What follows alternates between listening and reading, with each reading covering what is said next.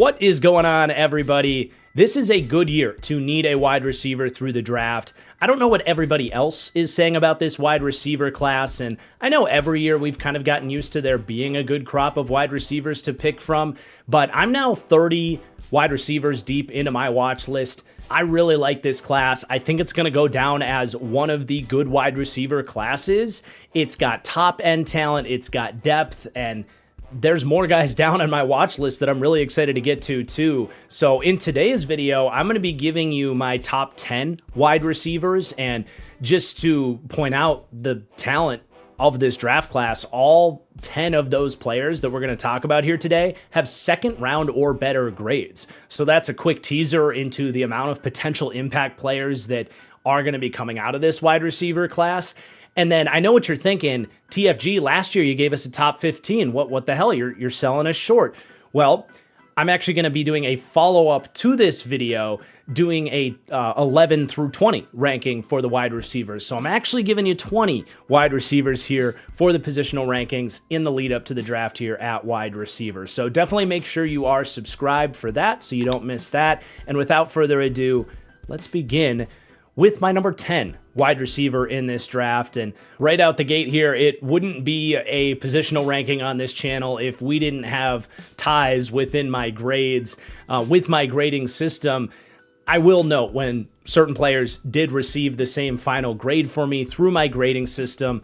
And when that's the case, you're going to get 9B, 9A, that type of thing. I will indicate that the guy is still my number 10 guy, but it helps you kind of quantify the caliber of these guys and how tightly knit some of these positional rankings can be. So with my number 10/9B wide receiver here today, someone I'm very excited to talk about, Kevin Coleman Jr. out of Missouri. He was someone that was further down on my watch list. I hadn't heard a lot of buzz about this player, and certainly not someone I anticipated to make my top 10 list here, but man, was Kevin Coleman fun to watch. Coleman is a smaller wide receiver. He's 5'11", 174 pounds. He actually came in lighter than he was listed at Missouri at 180. But the first thing that I want to say with him that is a big reason I like him so much is he has a little bit of that Devonta Smith, or maybe even at a closer size profile, Jordan Addison, in that he's small and he comes with all of the benefits of a smaller wide receiver in terms of burst and route running that I'll talk more about, but he does a good enough job to compensate for what you typically see being the weaknesses of a smaller wide receiver. So when you're 5'11", 174 pounds, you expect a guy that's not going to be super competitive for contested catches. He's maybe going to get bumped around in his routes a little bit more, or maybe after the catch, he's going to go down on first contact all the time. Kevin Coleman doesn't always suffer from those weaknesses that you would expect for a smaller guy, and I think that's really promising for him, especially when there are outliers in that sense that I named, someone like a Jordan Addison that does compete for catches at a really high level in the NFL, someone like Devonta Smith. My high-end pro comp on Kevin Coleman is actually Emmanuel Sanders for that very reason. Sanders did play at the 180 mark that Kevin Coleman was originally listed at, but they are very close in size, and that was always the thing with Emmanuel Sanders, was awesome number 2 wide receiver, never the biggest guy, not the most dominant overall player, but man, for a guy that could run routes, compete after the catch, someone that could really win some tough catches for you as well, and I see a lot of that in Kevin Coleman. Is he going to be as good as Emmanuel Sanders? That's going to be determined, but I did see a lot of that in his game, and that's really exciting. So you are talking about a guy that has excellent burst, really quick feet, excellent routes, and that was on full display on his tape. And then down at the Senior Bowl, I wanted to see him really dominate down there in those one-on-ones, drills that do favor the wide receivers, going against those corners, and he was uncoverable down there, and he showed some of the nice ball skills that he has as well. Kevin Coleman is a low drop rate guy, career drop rate of just 3.4%, with just 2 drops for a 2.9% drop rate last season. And like I said, he's willing to elevate and attack the football and can win some body positioning at times. Despite being a more slender wide receiver, he actually converted 61% of his 33 career contested catch opportunities in his career. This is a feisty, smaller wide receiver that comes with all of the added benefits of being a quick twitch, smaller wide receiver. And I'd also be remiss if I didn't point out his abilities after the catch. He isn't elite in that sense, but like I said, he's stronger than you would think. While he's shifty, he can also show some of that contact balance and break some tackles and really help you fight for tough yardage as kind of a design touch guy, a swing pass guy, or just throwing him shorter passes where he can give you more than you expect out of certain throws. He did cause 18 missed tackles forced last year, which ranked him 11th in all of Power 5 college football. So competing in the SEC, doing it at a high level, really a guy that can win to a lot of different areas of the field. Missouri mostly used him in the short game and on crossing routes where he's kind of dominant, to be honest. But there were some times where they would throw him balls over the shoulder or let him get downfield and compete down the field, and he showed some flashes down there as well, again with some of those sneaky good ball skills. So I'm really a fan of Kevin Coleman. Like I said in the intro, do have a second round grade on him. For him, it's probably more like late second, maybe like one of those really nice values at the top of the third round. But someone that I think can come in and compete immediately for time in your wide receiver room and can prove to be like a really quality number 2 wide receiver. I wrote down as kind of a mid-range comp, something like Darnell Mooney. I mentioned Emmanuel Sanders, I think is a potential outcome for this player. But if you want some juice and some route running as a wide receiver too, this is a good place to look on day 2 of the draft. Before we go any further with today's video, I want to thank the sponsor for today's show, my friends over at SeatGeek. SeatGeek is the #1 ticketing app on the market, and for good reason. Their user interface is easy to use, easy to understand. Green means good, red means bad. So when you're browsing for your seats, just look for the green dots. You know you will be getting the best bang for your buck, not just on the SeatGeek app, but market competitive prices as well. I'm always looking at other apps out there and will find myself back at SeatGeek. They are great about giving you images of exactly what those seats are going to look like. So if you've never been to the venue before, or you're sitting in a different section, you want to know what that view is going to look like, they've got you covered there. You'll get the tickets right there in your app, so you don't have to jump through frustrating email chains or download the tickets into your digital wallet or any of that frustrating stuff I've experienced with other apps as well. SeatGeek has been an amazing partner for me for a long time, and right now on SeatGeek, if you use code TFG10, you will save up to $20 on your next purchase and support my channel as well. So whether you're heading to a sporting event or a concert, SeatGeek has got you covered. Again, it is code TFG10 at checkout. Thank you to SeatGeek, and let's get back to the video. And that takes me to my number 9/9A ranked wide receiver in Zachariah Branch out of Georgia. Unlike Coleman, Branch was someone that I was more aware of heading into my watch of him. The #1 wide receiver in his high school recruiting class, started at USC with Caleb Williams, so I saw a little bit of him. He didn't play a ton at USC, but I saw a little bit of him watching Caleb a couple of years ago very thoroughly, and he has since kind of underachieved in many ways, and this last season found himself at Georgia, and I knew he kind of had this reputation of just being this kind of gadget, manufactured touch, like low average depth of target type of playmaker type, and that not a lot of people are super high on Zachariah Branch. So I kind of went in with that, call it a bias or preconceived notion, if you will. And I'm not going to lie, I was definitely impressed with that, former knowledge. I was impressed with what I saw, enough to say that I do actually really like Zachariah Branch, and I feel like I might end up a bit higher on him than consensus this year. He's certainly not perfect. I'm going to have to talk about some of his weaknesses here, but there's a lot to really like with Zachariah Branch.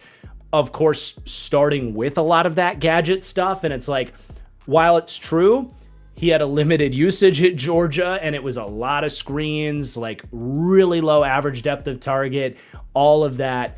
He's still really freaking good at that. Like, he has a ton of creative shiftiness. He's got a rare combination of acceleration, fluid change of direction skills, and foot speed paired with really elusive, creative playmaking instincts. And that also kind of gives him an added way to contribute as well as an excellent return man. He's a great punt returner. He's had some hit or miss success as a kick returner as well. So on one hand, people might hold it against him that's the majority of what he did in his college career is a lot of the gadget stuff. But he is really freaking good at that stuff. And it's, one way that you can certainly use him out the gate, kind of raising his floor a little bit in that sense. But when I filtered out all of the throws past the line of scrimmage, he had, I think, 44 targets beyond the line of scrimmage this year. So it wasn't a ton. Again, the usage was wild with him. But we know Georgia's passing game with these wide receivers over the years, the usage can get a little bit clunky with these guys as well. So it's not just a branch problem. It's been a larger problem with the Georgia passing game for years. But when you just watch those 44 targets and his ability to get down the field, there really is a lot to like with Zachariah Branch, man. Like, even if he hasn't repped a ton of routes in what he's been asked to do, it's clear to me that he has worked at his craft and has developed as a route runner. Like, he really does run good routes paired with his outstanding athletic ability. Like, especially when he's heading into the second level and he gets kind of that top-down coverage that you see from either a curl flat defender or sometimes it's a quarters safety that's kind of waiting for him to declare whether he's going in or out. He has really good deception in his routes, the head fakes, so he'll kind of draw you out and then whip inside or vice versa on an out route or a corner route. So he's got the deception, really efficient route running when he gets down the field. There's no wasted movements in any of that sense. And I do think he's going to be able to separate down the field. And then I don't think he has bad overall ball skills. It's a little bit of a mixed bag where some of it's good and some of it's bad. Like, I do think on a positive end, he doesn't have a lot of drops. We'll talk about why that is, but he didn't put the ball on the turf often. His drop rate was just 2.4%, which is exceptional. And you do see flashes for a smaller wide receiver. That's another thing, with the gadget stuff. Yeah, he's 5'10", 180 pounds. But you do see a guy that will compete for some tough catches. He wins some back shoulders. He can elevate for the ball down the field. There's an element in there that shows this is a guy that it's obviously not going to be his game where, he's covered down the field and you want him to go be a reliable contested catch 50-50 target kind of guy. But if you have to give him those targets, he'll at least give you a chance. There's a little bit of that like Xavier Worthy in there with him, I think, where Worthy's very hit or miss with that, but sometimes he makes some really impressive grabs down the field. So there's some positives with his ball skills. On a negative side, I would say this is his biggest weakness. And the good thing is it's something he can work on, but he loves to catch the ball with his chest and his forearms. And he's found a way to make it work for him. Again, the drop rate is very low, but coaches are going to want to see him get rid of that behavior if he's going to be a more consistent player at the NFL level, because number one, it just makes it harder to win these contested catch opportunities. Instead of, jumping up and high pointing the ball with your hands, he's jumping up and attacking it with his chest and kind of trying to hug the ball. And he's kind of got that technique down, like I said, but it's just going to make things harder for him to win those tough catches against NFL DBs. But I think where it hurts him the most, honestly, is he'll do this like when he's open over the middle of the field, or a lot of times when he's like working back to the QB on a hitch route, which, by the way, he runs crazy good hitch routes. Like, his ability to sink his hips and stop on a dime and turn around, like, it's going to be a good part of his game, I think, but he'll catch the ball with his chest and sometimes double clutch it, whereas you really want to see him kind of with that fluid ability to pluck the ball, tuck it in, turn up field, and speed up his ability to convert from a receiver to a runner. You talk about transitions to runner after the catch. When he is constantly catching the ball with his forearms and his chest, he has very slow transitions to runner after the catch, and you can see it hurt his run after the catch potential on certain plays, where that's a huge part of his game that you want to see him be able to maximize, right? And that takes me to a second big thing he's got to work on. This dude jumps for everything, and he just needs a better sense of when he does need to elevate for the ball and when he doesn't, because you'll see him over the middle of the field and there's no one around him and he jumps and then he has to like stop and regather. And then by the time he's ready to go, guys have closed in on him, where he has just incredible ability to outmaneuver guys after the catch. Like there's a play against Texas that made me think of Tyreek Hill, where he does that thing where he kind of catches and then he just kind of turns around but accelerates away upfield and gets like another 30 yards after the catch on the play. I was just like, man, that's special movement ability. But yeah, when it comes to his ball skills, it's like it's in there. I've seen him make some really impressive catches. There's just some stuff with his technique that I think he's going to need to work on. And there's just a lot of rough around the edges with him. But I do think you saw a guy that did develop in his 3 years. He went from a true gadget player that didn't really produce at USC, more of a return specialist, to someone that was widely utilized as a gadget player, but did look really good, in my opinion, for the most part, when they asked him to go down the field and make plays for them. And you see some of that development. I see the route running, and by all accounts, like he's got a good head on his shoulders. And I think the fact that you've seen that proper development for such a highly recruited guy, it's at least encouraging. There's going to be people that say, nah, prospect fatigue, and he underachieved, and I don't really want anything to do with him. He's got, too many questions with his overall game. And that's fair. Like, he's definitely more of a risky prospect. My low-end comp on him, it's hard to find a perfect comp here, but maybe a little bit of like Kadarius Toney. I think his floor is higher than Kadarius Toney, who always kind of rubbed me the wrong way. I don't get that same kind of negative sense watching Kadarius Toney, where I just don't think Toney was much of a football player. I do think Zachariah Branch is a football player. Like, he understands the game pretty well. There's just a lot of stuff he needs to work on. He's still super young, by the way. But I could see if things really round out for him, something like a Jerry Jeudy for him, which, look, Jerry Judy's had his frustrating moments, but if you can get that player in the second round and make him a wide receiver 2 for you that can separate to all 3 levels of the field, be dynamic after the catch, and one of the rare athletes at the wide receiver position, I think that's doable for Zachariah Branch. So I do like him as a second round guy. More of a riskier type of profile for him, but I'm curious what you guys think of Zachariah Branch, and if you think I'm too high on him here cracking the top 10. I do just want to ask, if you're enjoying the player breakdowns, please do take a second to hit that like button. It's a free and easy thing that really does support my channel. It tells YouTube to push this video out to as many NFL draft sickos just like you. It'll even give you a little football emote when you press it, which is a ton of fun. So hit that down below and let's carry on. But now for my number 8 wide receiver, we finally get some size on the list with Elijah Sarratt out of Indiana. 6'2", 213 pounds, and he is just such a different player compared to those last 2 guys.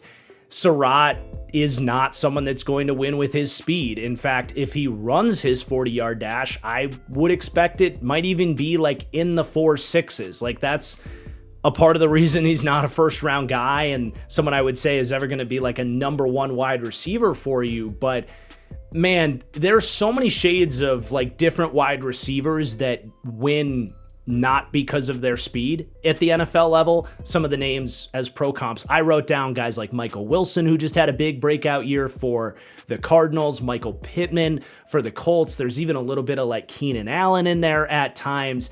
Just someone that has size, play strength is a large element of his game, and he pairs it with really like high-end nuance and an understanding of the position, plus good enough athletic ability overall. While he doesn't have top speed in his back pocket, he does have good acceleration. He's got quick feet for a big guy. Because he's not moving that fast, he's able to change directions well and tempo his routes. So it's not that he's a bad athlete, it's just he's not fast. He's kind of like a condensed version of Drake London in many ways. So with his size, with his physicality, his nuances at the position, and being able to tap into what athleticism he does have, there's just a good handful of things that he has really proven as a part of this championship run with Indiana, that there's just a lot of boxes that he checks where you're like, I think he's going to be able to do that at the NFL level, man. Like, the back shoulder ability, dude, he's one of the better back shoulder, receivers that we've seen in college football for years. He's paired so perfectly with Fernando Mendoza there. But if you are an offense that wants to run back shoulders, whether it's with him lined up as a big slot, running slot fades or to the perimeter or in the red zone, he's got all the perfect traits for it, right? Like, he's got enough release off the line of scrimmage with some of those quick feet we saw, and his technique that's very refined. But the IQ is so important there to know the chemistry side of things, when he needs to turn around, not so early that the DB is able to understand what's coming, but not so late that he can't find the ball. He's got that perfect timing of when to look for the ball. And then, he can kind of be a basketball player at times. Box dudes out, throw that outside shoulder, make sure he wins advantageous body positioning. He's got great ball skills, the physical, like, raw strength to be able to do those things. That is something that's going to be in his tool belt at the next level. But I think he's pretty good after the catch as well. He's got that, football IQ about him, the spatial awareness, the vision. He's got decent shiftiness and contact balance. So if you get off coverage, that's where a lot of the Michael Pittman thoughts come in with him, because Pittman's a really good guy to just throw a slant against off coverage and he'll break a tackle and move the chains for you. Like, he can certainly do that. I think he's a better route runner as well than you might expect for an athlete like this, where he does have those push-offs at the top of his routes. He can pace his routes around zone coverage. I mean, especially against zone, he's a very effective player. He understands where to sit down and what coverages to look for and all that stuff. And that's all only going to get better for him as well. So I just see him as such a high floor player, a guy that has a really good chance of being a wide receiver 2 in the NFL. There's so many little glimpses into other pros like him that have found success, whether it's Michael Wilson, Michael Pittman, and you could even go as far as Keenan Allen. I mean, that's like an absolute best case scenario for this player. It's hard not to see that with him wearing that number 13 at Indiana and a very similar size profile. It's just tough. Keenan Allen's one of the top outliers of the last, I can't even say 10 years because it was more than that when he came out. But yeah, you get what I'm saying there, man. Like, the floor is really high. It's just you kind of got to know what you're getting here, where if you need a true number 1 to create like really good separation and do a bunch of different stuff, that's probably not going to be Elijah Sarratt. But as a wide receiver 2, 2B, number 3 type of guy, really like the floor. He should be able to bring to the table day one. Competing for a starting job, I think, out the gate. And if there's one negative thing I want to say on Sarratt is, at least from his senior season, there were just a few too many contested catch opportunities that I wanted to see him win. It's still something I consider a strength for him, and I thought later in the playoffs he really turned it back on. And you go back to his contested catch win rate his junior year, it was much higher, but he was down to a 39% contested catch win rate before the national championship game, and I haven't gone back to check it. I know he had one really tough catch in there, so it might have gotten back up into the 40% there, but he was up to a 59% in 2024 for his contested catch win rate. So I know it's in there. I just want to see a little bit more dominance on the kind of winning tough catches element of his game, given his profile, so that, if he fails, that would probably be the area that would lead to it. But like I said, very high floor player. I don't think he's going to fail. It's just, if he won some more of those contested catches, probably would have climbed up the list another spot or 2, maybe, because it's pretty tight. But at least wanted to mention that and not be like overly glowing about all these guys. But I think we're good to move on to my number 7/6B wide receiver here.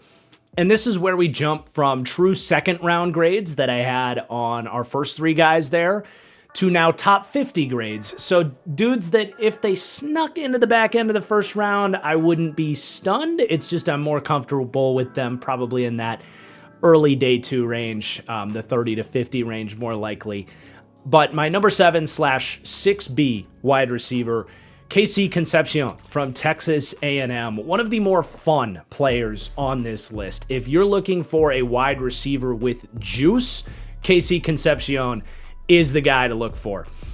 And I'll even shout out friend of the channel, Garrett Greenlee, who's been on for a lot of content lately. We've been talking about some of these prospects, and he hit me with a Percy Harvin comp on KC Concepcion. And Garrett, I'm going to borrow that from you here. I like that as a best case scenario for KC Concepcion to kind of paint that picture of really the versatility and the wide variety of ways that he can hurt defenses.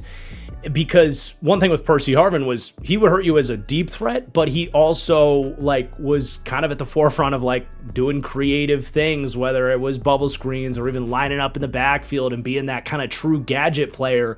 Concepcion, in a best case scenario, is going to be able to do a lot of that different stuff and weaponize his game-changing speed against the NFL if he can clean up some of the weaknesses here that I'll talk about here. But I want to start with his strengths. I did with this player kind of expect a guy that maybe wasn't as good finding the football down the field or wasn't as good within his routes. And I would say with him, you see all of the things to get excited about in flashes. You see him win tough catches down the field. You can see him kind of stack a DB and have those nice over-the-shoulder ball tracking moments.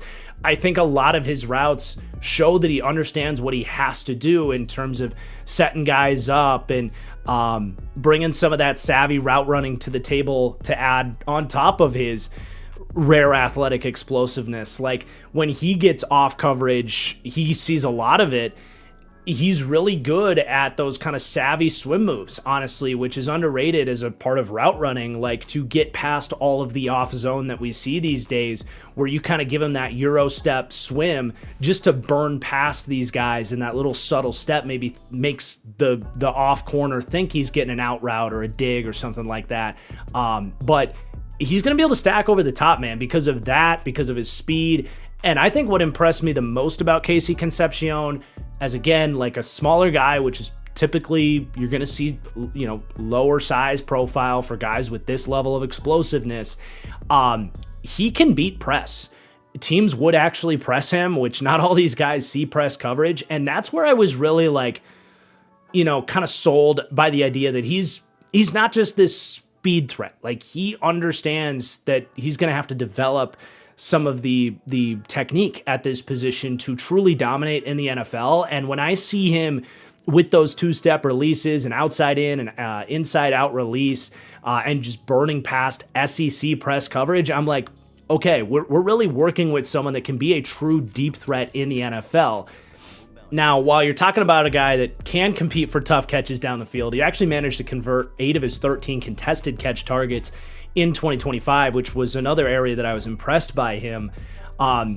He is a more slender guy, so when DBs are able to get their hands on him, whether it's at the catch point or within his routes, he can really struggle to play through that physical coverage, which he's just naturally going to have to deal with more at the NFL level. And while he's listed at 190 pounds, I'll believe it when I see it.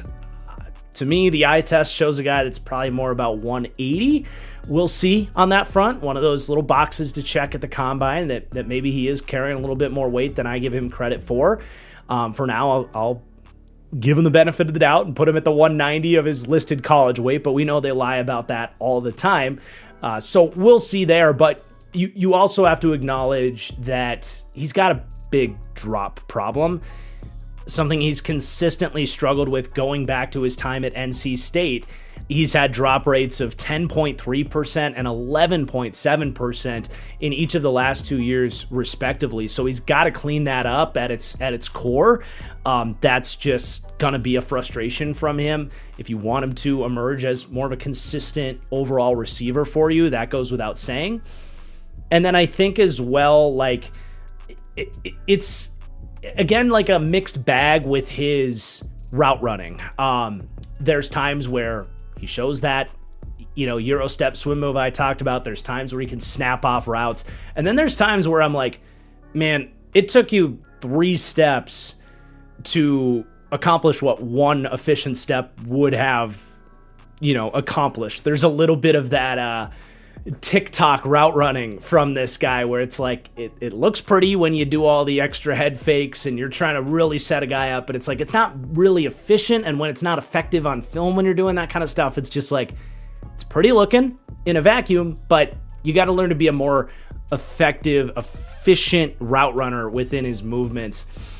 And the thing is, he's still young and can develop that kind of stuff. But if he doesn't clean up the drops, if he becomes, more of an inconsistent route runner that does struggle to deal with physical coverage at the NFL level, the low-end comp I wrote down on him is like a better version of Mecole Hardman.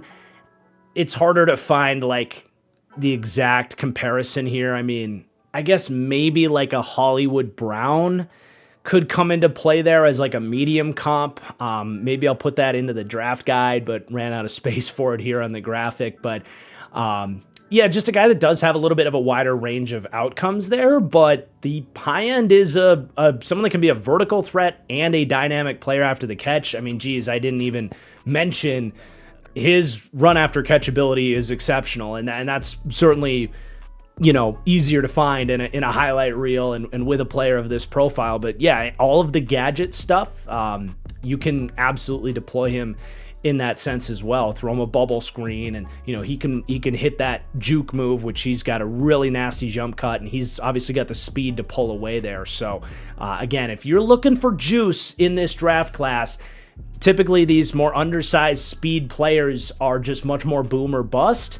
But as we know, speed comes at a premium, and I think Casey Concepcion is quite easily a 4.3 type of speed player, and he knows how to weaponize it more often than not. So I do like him as a player. He's a top 50 player for me, back end of the first, early second round for me on Concepcion. But now we have my number 6/6A wide receiver, Germie Bernard, out of Alabama. Another guy that I'm well aware the common criticism on him is he's just not athletic enough to be an impact player at the NFL level. I see a lot more in him, to be honest, not from an athletic standpoint, but in all of the different things that he does well, and a rare football trait that he has that I just became more and more in love with Bernard the more and more I watched him. And I'll say this, he gave me a very similar feeling to the feeling I had when I watched Harold Fannin Jr. last year. Obviously a tight end, but a player that was never going to run very fast, but ultimately had me landing at the idea of like, let's just draft good football players and they're going to find ways to win and figure it out. And I wanted to start with Germie Bernard with the beginning of my player summary that I wrote on him in my draft guide on Patreon, which, by the way, if you want access to all of my player rankings as I go, like I said, I've got 30 wide receivers done. We're going to be doing every position. If you want all of the kind of information you're seeing on screen here and like 2 times over with strengths and weaknesses and player summaries like this, you can find all of that through my draft guide. It's on my Patreon. You can support my channel. If you're looking for my studs and duds series as well, we've moved that series to exclusive content for the channel, so you can find that on Patreon as well. That is included in a tier that is lower than the draft insider tier on Patreon, so you get access to studs and duds there as well on top of all of the draft stuff. But this is what I started writing on Germie Bernard. I won't read the whole blurb for you because it's a long one with this player, but Germie Bernard's game is defined less by raw explosiveness and more by his unrivaled combination of body control and spatial awareness that consistently tilts plays in his favor. So while Germie Bernard is not a burner, and that's going to be the biggest criticism on him, is just the lack of top speed, which is, at the end of the day, the biggest easy button for any wide receiver to have that in their back pocket. He does have, to me, an elite trait, and it's not a traditional trait. It's something you have to really watch the tape and see it with your eyes and trust it, and it doesn't always work out when you trust things like that. But like I said, it worked out pretty well when I trusted a very similar thought on Harold Fannin last year. But Germie Bernard's elite trait to me is body control. I don't remember a whole lot of wide receivers that I felt were in such perpetual command of every minute motion that they make as Germie Bernard. And it shows up in countless parts of his game. I think as a route runner, it shows up He's a really smooth route runner. He's got this kind of natural deception in his routes that can shake guys. He's in control of his tempo in terms of zone coverage. If he's on a crossing route, he can just kind of naturally soothe into those openings against zone. The body control absolutely shows up where you think of that first in terms of acrobatic, improbable catches to keep his feet down at the sideline, or kind of pull a 360 around traffic and contort his body for tough catches. I see a ton of Adam Thielen in there, who I've always praised his ability to just kind of like slow down time as the ball's approaching him in traffic with that body control to just kind of absorb contact and see the ball in. He's got a rare ability in that sense that just, again, the more I watched him, the more and more I saw it and it was revealed to me. And it's something I'm willing to bet on there. And lastly, that body control and that smooth athlete that's in there, it really shows up after the catch. And it pairs really nicely with the other part of his game that I think is an elite trait of his, and it's spatial awareness. His kind of radar of knowing where guys are around him, again, tilts things in his favor all the time. So after the catch, that shows up. If he's catching a bubble screen, he like sets up blockers and understands where guys are at the second level. He just glides through defenses as if he's in the Matrix. Or it's like Vats in Fallout, where he's able to slow down time, pick his targets, and line everything up, and then press play, and it resumes. It's like he's able to just fully detect what is all around him, and then go out and execute. And it shows up like down the field too. Like he'll catch a hitch route. This is something I've praised Jake Ferguson a lot, the tight end for the Cowboys, where he'll like catch the ball with his back to the defense, but he seems to know exactly where guys are coming from, and he'll like juke them out or run in a different direction to make those guys miss and get extra yardage after the catch in a way that it's like he's got eyes in the back of his head. But that spatial awareness helps him win contested catches. It helps him like perfectly stop and win body position at the right times. Germie Bernard, if you're not buying all this, nuanced conversation about body control and spatial awareness, to me, this is the definition of just draft good football players. He has a really complete game. He can do a lot of different things for you other than, outrunning guys. At the end of the day, you're going to want some more juice in your wide receiver room, but every good wide receiver group needs a guy that is high IQ and physical and nuanced, and I think Bernard can plug in a wide variety of roles. The pro comp I wrote down with him, because he's such a unique player, I think if you took Adam Thielen and blended him a little bit with Jauan Jennings, that's kind of what I see with him, because he's got the Adam Thielen body control, but he has the run after catch ability that I love from Jauan Jennings, where he's not the fastest guy, but Jauan Jennings really savvy after the catch. And they also would take Germie Bernard and put him in the backfield and, do different creative things with him. A lot of different things you can do with someone like Jauan Jennings, maybe not necessarily as a running back, but that versatility to be, flexed in line, to play in the slot, to be outside. That's kind of what I see here, that merging of an Adam Thielen and Jauan Jennings. James Jones, formerly of the Packers, is another guy I thought of with him on the perimeter. So a lot of things to like with him. Another one of these guys on this list that's not a super athlete, but a really good football player that I think as soon as you get to day 2 of the draft, he's someone that would be in the conversations for me in the war room. Probably not spending a first-round pick on him at the end of the day unless the board like really falls bad for you. But he did land on that top 50 grade for me. So glad I got to rave about Germie. Certainly one of the names of all time. But let's go to my number 5 wide receiver. I think going to be the shortest conversation on this list, and it's Denzel Boston out of Washington. I think he's the most kind of cookie cutter, clear cut evaluation on this list, to steal a term from Matt Harmon. who does great work with reception perception. He's one of the wide receiver experts of this industry. Denzel Boston is that sacrificial X. You draft him knowing exactly what you're going to ask him to do, what his strengths are, what his weaknesses are, and how he plugs in, and probably where you need to draft him based on the idea that there's just only so many 6'4", 210 wide receivers with the potential to be a prototypical X wide receiver in the NFL. And that's exactly what Denzel Boston is. He's going to line up on the outside. He's going to run goes. He's going to run comebackers, digs, slants.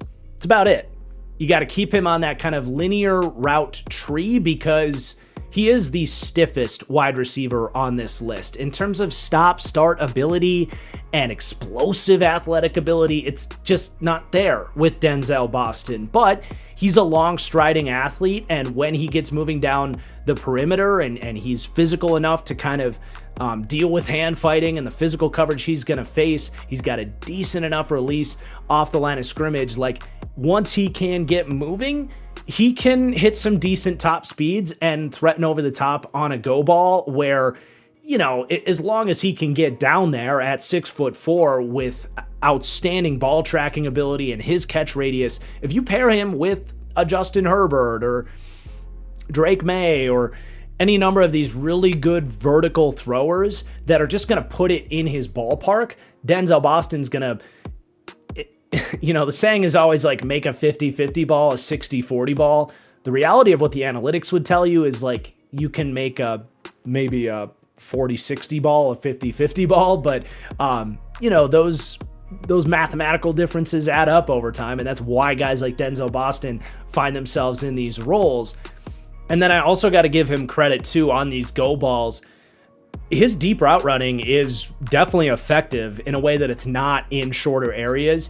Like, he understands kind of like those hezzy steps where he makes you think he's going to stop on a hitch and then he burns past you, some double moves. Like, he understands how he wins, which is running that vertical stem down the sideline, and he's really worked on some of the nuances as a route runner there in terms of like stopping and snapping off routes for a dig route, or, you know, if you want him in the short game, running whip routes or anything crazy there, or even like exploding inside on a slant. He just doesn't really have that juice to do that.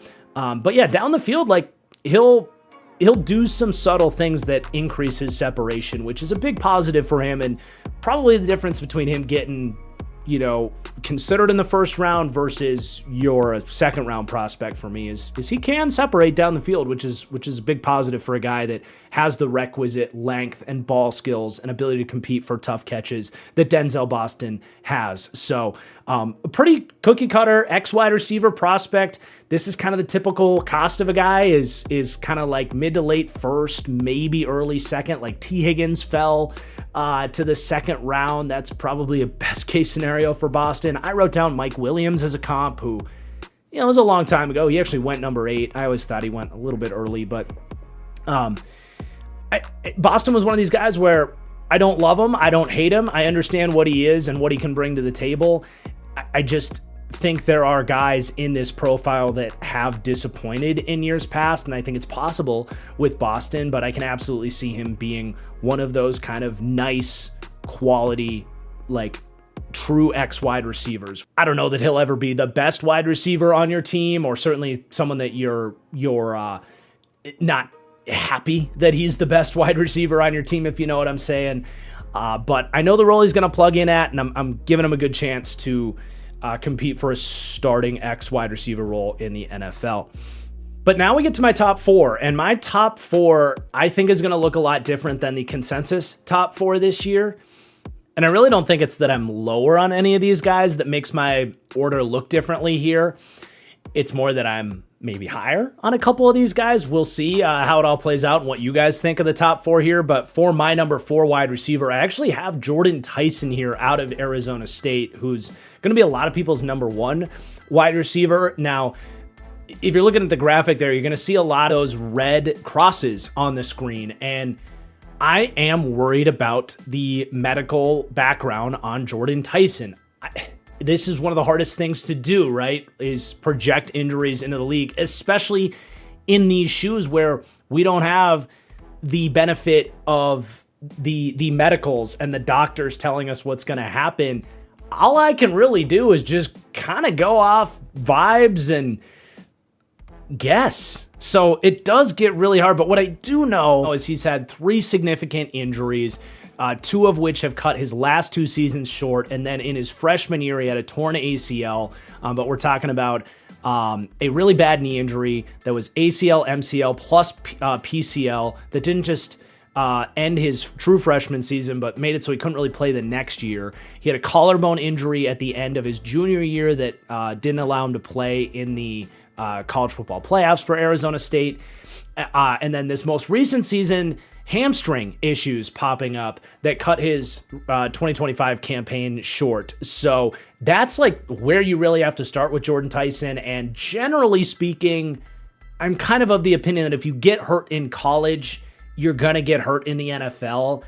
I really pray that's not the case. It's just I do view it as a risk, and it ended up hurting his grade a decent amount, honestly, to the point that I like the other guys enough that their grades would all be close enough that if I have major medical concerns on one guy, I'm probably just going to take the other guys. But with a perfect bill of health, I think Tyson would be my number 2 wide receiver here. I'll get that out of the way, but the grade is dinged for the injuries, and that's just my thoughts on it, whether you like it or not. Now, I do still have him in first-round consideration. Probably more late first, to be honest. I think the injuries are scary enough to me that he's not going to get a true first-round grade. And that takes me to kind of the tape evaluation on him, where I liked Jordyn Tyson as, someone that I knew had a lot of hype, was kind of viewed as like a top 5 to 8 player in mock drafts like heading into this year. So there's pretty hefty expectations. I'll be honest, I thought the tape was really good. I get it, but I didn't think it was like incredible either. Like, even without the health stuff, I don't know if I would view him as like a top 10 player in any given draft. But let's talk about what I saw with him. And it's a really balanced overall player, not a super athlete, but has plenty of speed. He's got, really fluid hips and quick feet. I love his route running. I love his shiftiness after the catch. All that's really good. I actually thought his first step burst and acceleration was worse than I would like to see. Like, it was still good, but it's not like he exploded into his routes or he would catch the ball and like break angles immediately in the way that you'll see from a lot of other guys where they catch the ball and they just explode upfield. I thought Tyson was overall more quick and smooth than he was explosive and fast, if that makes sense. And that's fine, but there's just certain things that he can't necessarily do that a lot of the elite alpha wide receivers in the NFL are physically capable of.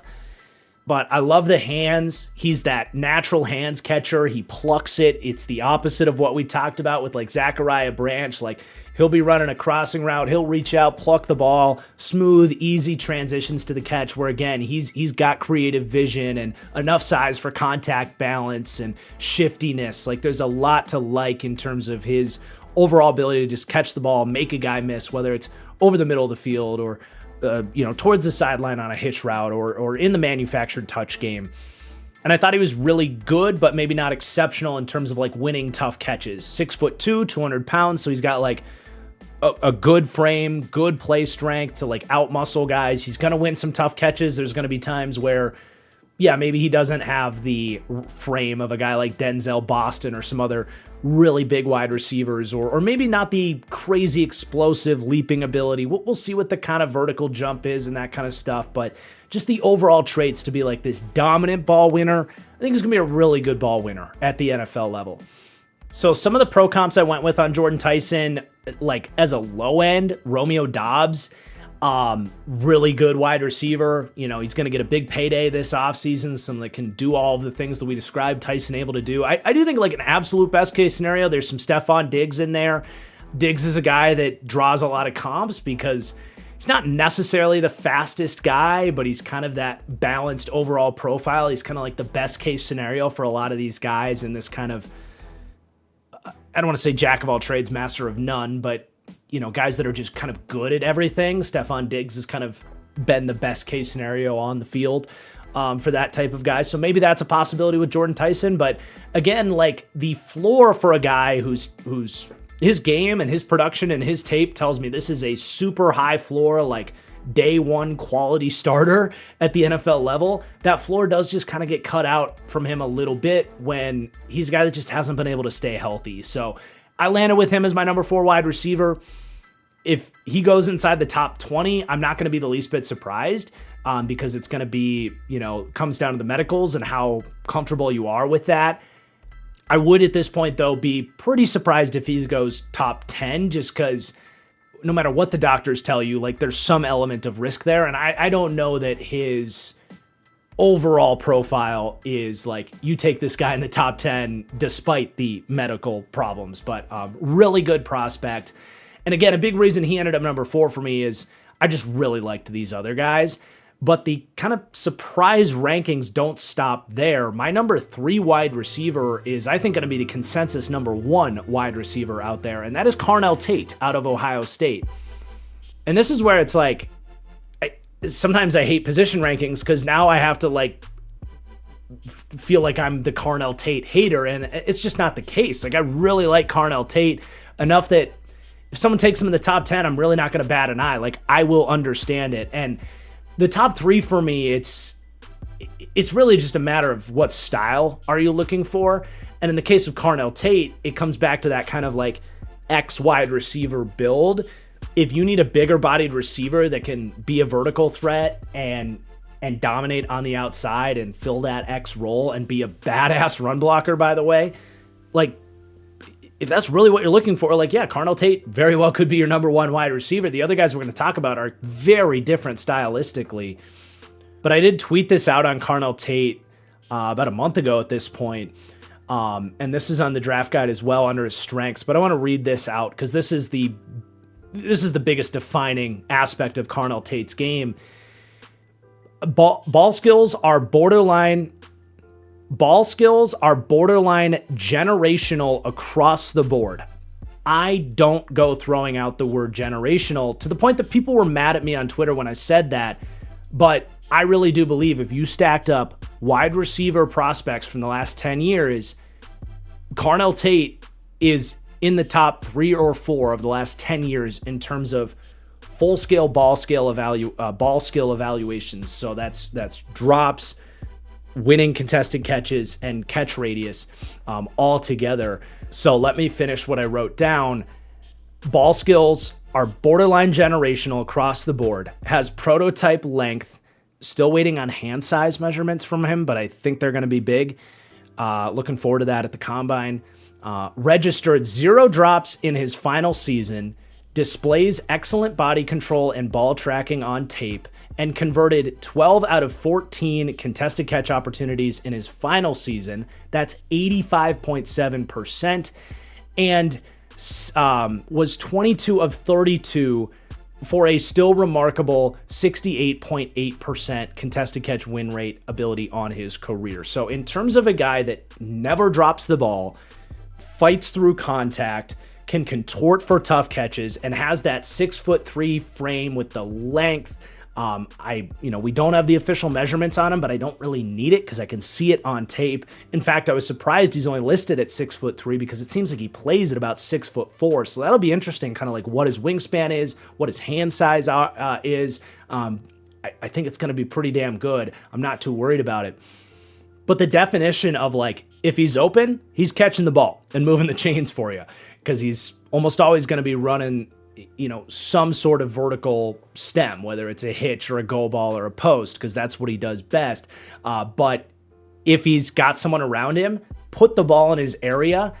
And maybe if we're talking about Denzel Boston can make a 60-40 ball, a 50-50 ball, I think Carnell Tate can flip that percentage for you. If you're throwing him a jump ball and the expected catch probability is 40% on that, I think it could be 60% with someone like Carnell Tate, and that's red zone fades, it's go balls, it's back shoulders, hitch routes where he is able to break inside and, snap off routes pretty well for a bigger guy. He's a much more fluid athlete than like Denzel Boston. That's why he's a good bit higher for me in the rankings.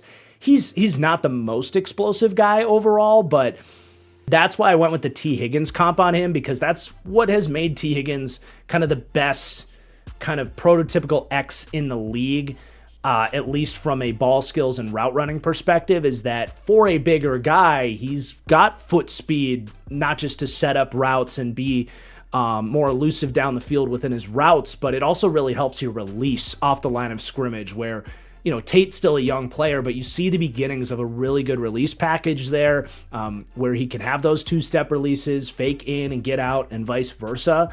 And a big part of that is he's 6'3", 195. So he's not, Boston was 210 pounds. He's not carrying a lot of that extra weight. So he's able to kind of pick up his feet and have that agility, that foot speed you love to see from any wide receiver, but especially a bigger guy. So the ball skills are the prominent elite trait for him. And then you're talking about a guy that, like, I wouldn't describe Carnell Tate as a dominant separator, but for a more of a typical X wide receiver, he's definitely above average in terms of the fluid athletic ability and the beginnings of his route running as well. And he also has a lot of the stuff we praise Boston for, where like on deeper routes, like he absolutely can win on double moves and set you up with hezzy steps. And like, there's a lot of exciting beginnings of his ability to separate, considering his ball skills are as good as they are. Now, I will say there's a little bit of a trade-off there. Like, I think it's really good that he's a little bit more slender. It allows him to do a lot of stuff that guys in his profile typically can't. But because he is more of a slender frame, you do see that impact him a little bit. When he does get really good, tight, physical, like NFL caliber coverage against him, I'm a little bit more worried that, like, jabs into his chest or guys that'll hook his hip at the NFL level without drawing a flag, like that he's not going to be able to play through that contact as well as someone that is 210 pounds. Like, his overall play strength is fine, but not special for an X wide receiver. With that big frame, he's a little bit of an easier target for some of that more grabby coverage, and just the nature of refs too. Like, they don't call it as much against the bigger guy because they want to see the bigger guy kind of fight back a little bit. So it's a little bit of that when I was watching him. And then especially after the catch with Carnell Tate, that's where I was like, man, I just wish he could do anything really after the catch.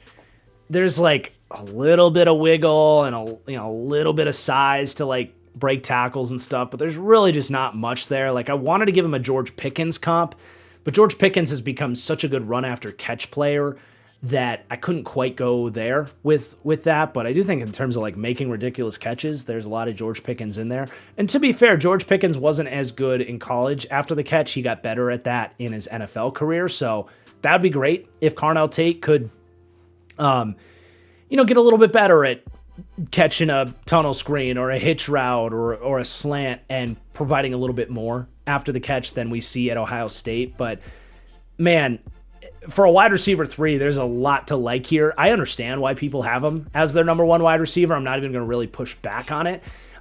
It just takes me to these next 2 guys, and I think it's more of a testament to the fact that I really like these other wide receivers, the fact that Tate landed at wide receiver 3, but really good football player here.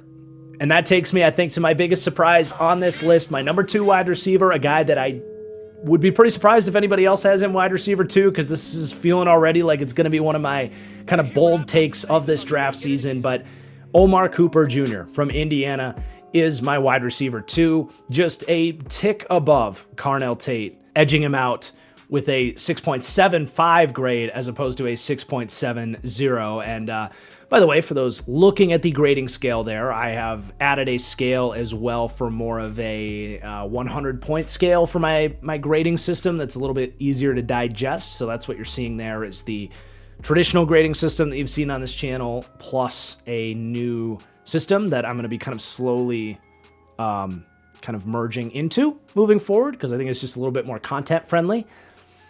But anyway, Omar Cooper Jr., I had so much fun going through his tape, dude. And I was felt like every single film on him, I was just like, why are more people not talking about how good this dude is, considering he played at Indiana? It's actually really surprising to me, and maybe I'm just freaking crazy here and I'm too high on Cooper Jr., but this makes me think a little bit of like, with like Antoine Winfield Jr., where like a lot of people liked him as like a second round guy, and I'm like, hold on, this is like a top 20 player and a true first round guy in this draft. Like, there's way too much to like with this guy for me to not have really a true first round grade on him.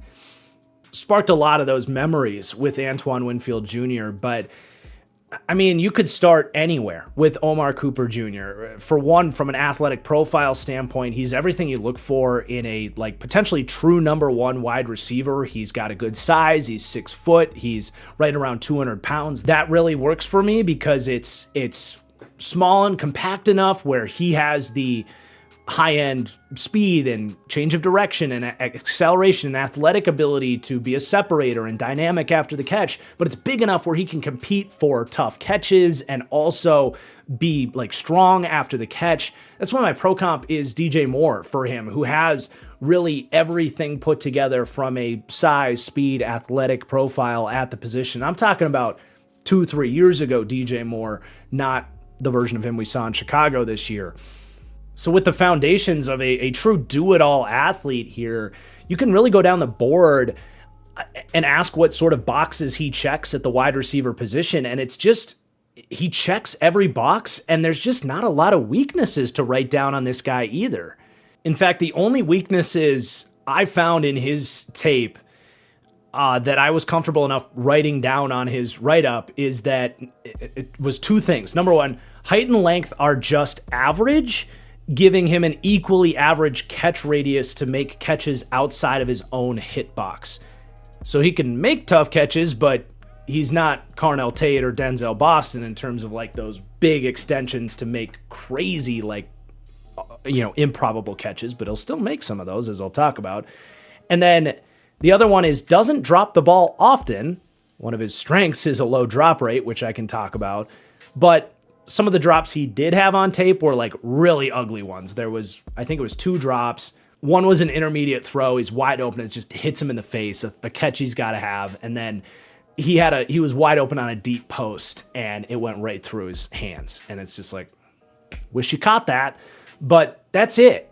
And then you look at all of the different things he can do. I mean, I love his route running. He's good with it to all 3 levels. He's got really deceptive head fakes, and he's got the foot speed, and he understands, efficient movements and how to snap off his routes. He's more than capable of doing that.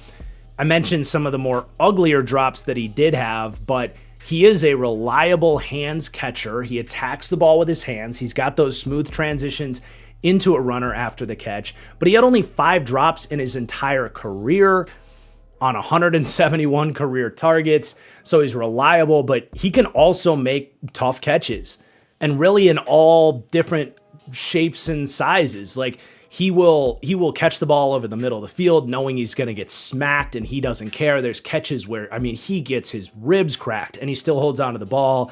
Love that toughness to go over the middle of the field. He comes down with some back shoulder catches. You see like sensational acrobatic catches. There's the game-winning catch against Penn State, which was like a player, SB's play of the year type of candidate. That was a huge play in this team's championship run.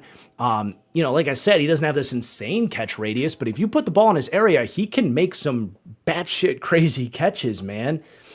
There was another one against Purdue where he's running a slot fade and Mendoza underthrows it by like 5 yards. He works back, mosses the DB, makes 3 guys miss, and he's off to the races for a touchdown. I'm like, that was one of the many why is nobody talking about this dude moments on Omar Cooper Jr. He's got a refined release package, so if you press him, he can snap inside on a slant. He can stack you to the outside. He doesn't have like amazing speed, but I think he'll run in the 4.4 to 4.45 range. He can definitely stack you to the outside. He's got over-the-shoulder ball tracking skills. He destroyed, I can't even remember what game it was, but he absolutely obliterated someone on a sluggo double move and was just wide open in the end zone. Like, he can run routes to every level. Run after catch. We didn't even mention his run after catch ability. This dude is compact. He's elusive. He's got the instincts, the shiftiness, the toughness galore. There's a play against Oregon. He's running an out route. He one-hands the ball on I don't want to say overthrow by Mendoza, but he leaves it up in a way. He has to jump and one-hand the ball while he's wheeling in a one-handed catch. He shrugs off the guy that was in a perfect position to tackle him. He turns upfield, fights for another 5-6 tough yards, gets the first down. I mean, I'm just glowing over this guy. He even run blocks because he was drilled into that in that Indiana program. I love this player. I have a true first-round grade on him. I would be, we'll see when we get to mock draft season, and that'll be coming up here within the next couple of weeks. But, I'm going to have to really test my commitment to my grade on him. But, like, the grade that I have on him is a top 10 to 12 player in the draft. And I'm excited to see if I really shock people with that. But I don't understand what's not to love about Omar Cooper Jr. What are the shortcomings with this guy? I have a hard time finding him. Other than, like, maybe the fact that he didn't quite get to 1,000 yards in this final season. He ended up with 937 in an offense that, didn't even have a lot of second halves of football games because they were boat racing teams so bad. And there was other guys, including another top 10 wide receiver on this list to share targets with. But the efficiency and the tape is absolutely there that I can say if you put more on this dude's plate, I think he can absolutely handle it. So, that's definitely my big surprise of the video. Very interested to hear your feedback on that. But that's where I landed on the grade with him. Just kept going up and up and up the more I watched. But let's get to my number one wide receiver, and it is Makai Lemon out of USC. And in the case of Makai Lemon, I am going to start with his pro comp because I think those looking at the graphic are going to see that name.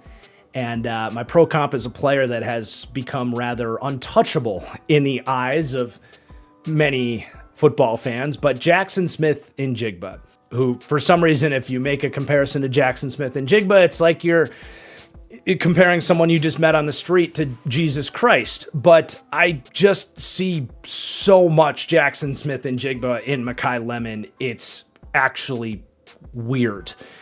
And remember, Jackson Smith-Njigba fell to the 20th pick. Like, he wasn't some superhuman wide receiver prospect, though he has obviously reached elite heights. And I'm not necessarily saying Makai Lemon is going to become an offensive player of the year and one of the three best receivers in the NFL, maybe the best wide receiver in the NFL, in the way that Jackson Smith-Njigba has. But I can't watch Makai Lemon and compare him to anybody else because everything he does is so damn similar. And I'm not afraid to keep making these comparisons when it's a guy that I think so many of you are familiar with how JSN plays and the ways that he wins. So with Makai Lemon, he has almost an identical overall build. He's about an inch shorter than JSN, but proportionally 5'11", 195, like that very same, like relatively filled out frame, but a guy as well as an athlete that is a lot more smooth and controlled in his athleticism than he is in terms of being like this really fast guy with a ton of burst and acceleration. So just from a raw athletic, physical build perspective, I already see a lot of Makai Lemon, but then you break down all of the different subtleties of his game, and it's again, just weird, man. Like, you see a guy for a true junior, similar to the way JSN was coming out, like he just understands all of the different nuances of the position in a way that a 10-year seasoned vet might not even understand. Like the way he sets guys up in his routes, the way he paces his routes in zone coverage, understands coverages and when to sit down and when to accelerate and change tempos. When you get into scramble drill, he's got that like high IQ ability to work open in front of the quarterback and stay open and make himself presentable to the QB in scramble drill.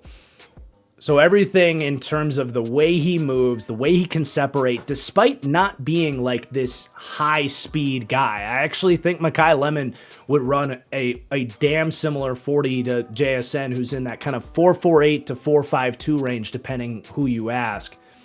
But someone as well that has the bendiness in his movement, the rare change of direction skills of a JSN, and the really good acceleration. He maybe doesn't accelerate quite as well as JSN, but it's very similar.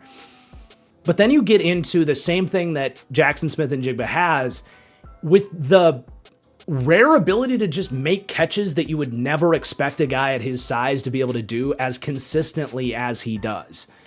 Like, that's really what's so rare about JSN and what's allowed him to get to those heights is you don't expect a 6 foot, 200 pound guy to be able to make tough catches down the field like he's freaking Randy Moss, right? Like, that's basically what it comes down to with JSN. They'd be able to win body positioning and contort for catches and push off at the catch point in a way that's not going to get called and have the hands consistency and the ball tracking, all of it. Makai Lemon has all of those things. And the more and more Makai Lemon you watch, it's the same experience as you get with a JSN where it's like, it's the Jesse Pinkman meme. It's like, he can't keep getting away with it. How does he keep mossing guys in the red zone and, making these 360 catches and all of these crazy grabs? And it's just like, you reach a certain point with a guy like Makai Lemon where he makes so many unbelievable grabs that you just expect that he's going to be able to do that at the next level, even if he doesn't have these like standout crazy physical traits. And that's something very similar to what JSN has done. I'm sorry to keep making that comparison, but it's very fresh on my mind with the Seahawks just winning the Super Bowl and having watched Makai Lemon's tape. It's just so much of what I see. Another thing I wrote down with him too is the hand fighting, man. Like, when he's battling down the field, he's like a boxer that's just like, he's repped this. He understands how to chop away your hands. Don't let guys get their hands on you to slow you down, because he understands he's got a little bit of a smaller frame. A big physical corner is going to be able to knock him off his path, but he has the right counters to it. It's incredible, man, the nuances he understands at this position. And then you get into the run after catch stuff where he's incredibly instinctive and has contact balance and shiftiness, everything you would expect from such a fluid, high football IQ player like Makai Lemon. And he run blocks. Like, dude, his floor is so tremendously high.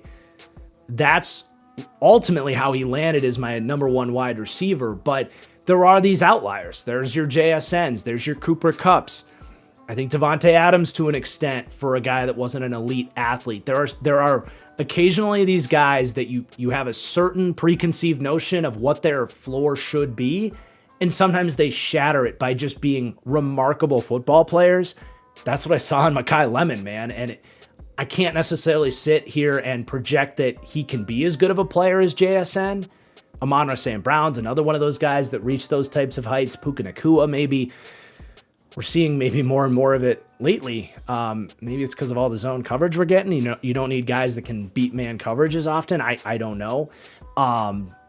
That's a different conversation for a different day. But would I be surprised if Makai Lemon was the next on that list? No, I wouldn't. But I would be even more surprised if he gets to the NFL and he's not immediately an impact starting wide receiver. There's just basically nothing left to coach this guy. It sounds crazy to say, but he's so polished and was so productive at USC.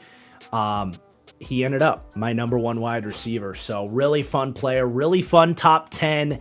Some takes in there. I've got some variance from consensus for sure. So that's always going to be fun to see play out through draft season and as these guys get to the league. Again, I'm going to be doing 11 through 20 here. As of this recording, the plan is to get to that later in the week. So do make sure you're subscribed if you're not already so you don't miss that. Please do hit that like button if you haven't already. It really does help me out. It tells YouTube to push this video out to other NFL draft fans just like you. It's a free and easy way to support my channel. It'll even give you a little football emote if you press it. So please do that on the way out. That's all I've got for now. Thank you for watching, and we'll talk soon. Cheers.